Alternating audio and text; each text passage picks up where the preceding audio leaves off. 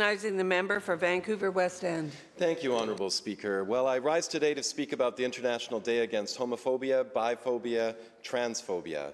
It is the Rainbow Week of Action, and that day is Friday, May 17th. And so I thought we'd get the week started off right. Now, I was a little bit nervous about approaching this statement, and I guess I think about the social media backlash I'm going to get of people calling me all sorts of names. I think about the people who will say, why do you talk about gay stuff so much? You should just be happy being yourself, don't flaunt it.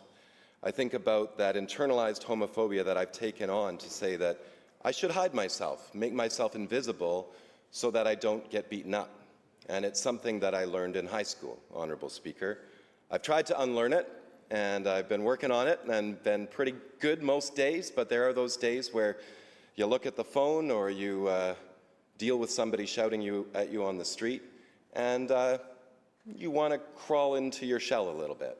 And I'm not used to being one to crawl into my shell, but I've done that more often than not. It feels like a little bit lately, and I want to come out again, because I think it's important that we show signs of strength, that we be visible. My mother would always say, the best way to teach lessons is to be a role model. The best way to learn is by looking at those around you and learning from them and how they live. So the International Day Against Homophobia, Transphobia and Biphobia is created to show that visibility, to say you don't have to hide from hatred, you don't have to. We need to unite together to stop the hatred and make people safe, make our communities safer. And in BC, we've been marking this day for, I don't know how long, but it's been growing. We've now been spreading this word around acceptance and community in communities all across this province. And I've got to say, it feels really good to be where we're at. However, I've got to say that it also feels really bad to look at those trying to tear down those freedoms, those trying to push people back into feelings of shame and invisibility. There are those in communities all across this province, Honourable Speaker. I don't post where I'm going to be with my mobile community office on the street in the West End anymore, because people will use that post to alert their friends so that they can come and shout at me. It was the worst when I became a new dad. I had people chasing me through the West End who would come in, not from the West End, simply to spread their homophobia. This is in this day and age, and I still get that today. So I don't post those things because I've been advised I will not be safe if people know where I am so they can come and target me. My office has been attacked by a man who was homophobic, assaulting my assistant and punching a hole in my door. So this is real. It's not a, why do you complain all the time? It's a, this is what people are going through in our streets. And I got it easy, Honourable Speaker. I got to say, in my position, most people don't want to mess with me. But young people in our schools, people in our communities, vulnerable people, don't have it so easy all the time. Now, my first recollection of the word gay, I got in trouble. I was in elementary school. I was in kindergarten.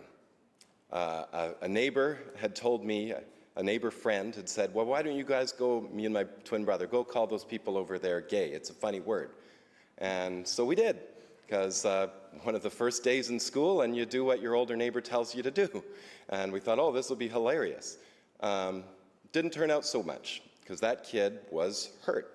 I don't think he knew what it meant either, but he was taught to know that it was a bad thing.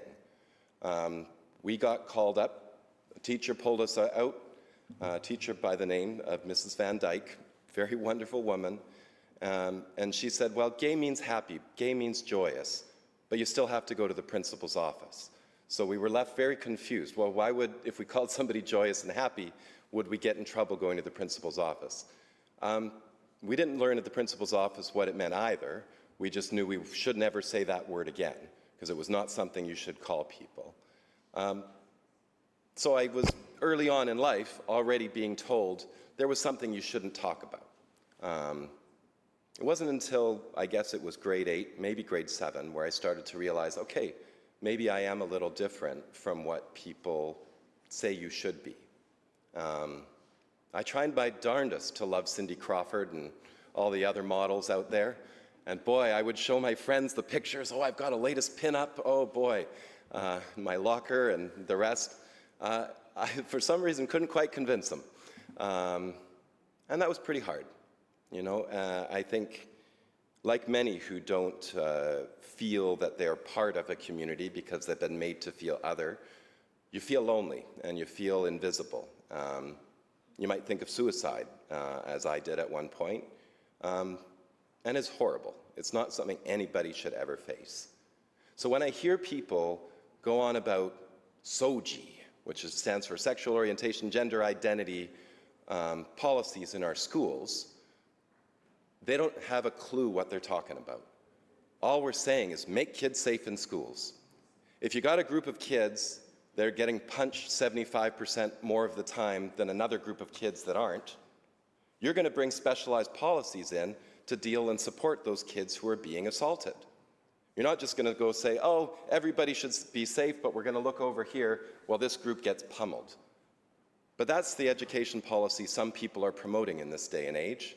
Let's go back to everybody's equal, except some are more equal than others, and some will get pummeled more than others.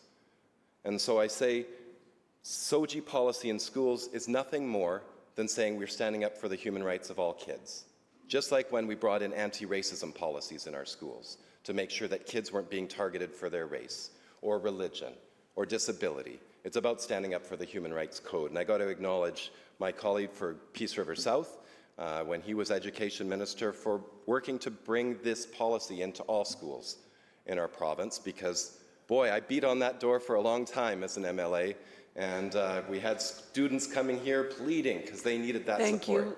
And I'll have more to say in a moment. Thank you. Thank you. Recognizing the member for Vancouver West End to close. Thank you, Honourable Speaker. I thank the member for West Vancouver Capilano for her commitment to equality and for raising her voice, because again, we can't do this unless we're all doing this together. And I think that's where building bridges and solidarity amongst colleagues and friends and neighbors and so on is so important. So yes, I think we've come a long, long way. We now have policy in all our schools. But we should remember that that can go away in an instant. Governments can come, governments can go. We've seen groups organized to bang on the windows of schools and scare kids because of homophobia and transphobia. We've seen those groups target school board elections, target elected people, and it's real. They're out there and they're organizing. And so let's not pretend that that's not happening. Let's make sure that we all take that pledge to stand up for equality, to stand up for rainbow equality, to stand up for our communities, to say no to hate. We know there are places down south of us where saying the word gay in a school could get you in trouble, where saying the word trans in a school could get you in trouble, could get you fired if you were a teacher. I want to thank some people who've educated me a lot. My husband, first off, Romy Chandra Herbert now, he started the first Gay-Straight Alliance in a BC school back in Maple Ridge in 1997, I believe. That meant that he got followed home from school. He had to get friends to get him home safely.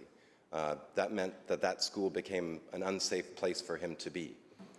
But his call was also taken up by the BCTF, the Teachers Federation at the time, some school trustees. Slowly over time, more parents, more students, and others got on board. But as I say, that was in 1997, and it wasn't until really 2016 that we actually finally had every public school pledging to make it safer for kids who are lesbian, gay, bi, trans, intersex, questioning, two-spirit. I want to thank elders like Sempulion Gonzalez, who've educated me around two-spirit issues, Jim Diva, Janine Fuller, Julie Steins, Don Hand, Ted North, Tim Stevenson, who was here a deputy speaker in this place, Ellen Woodsworth, Murray and Peter Corrin, Pat Hogan. The list is so long of so many folks who, many will never know their names. Don't forget, those first protests, you had to wear paper bags over your face, otherwise the media would expose who you were, so you'd lose your job and you could potentially lose your family or lose your loved ones.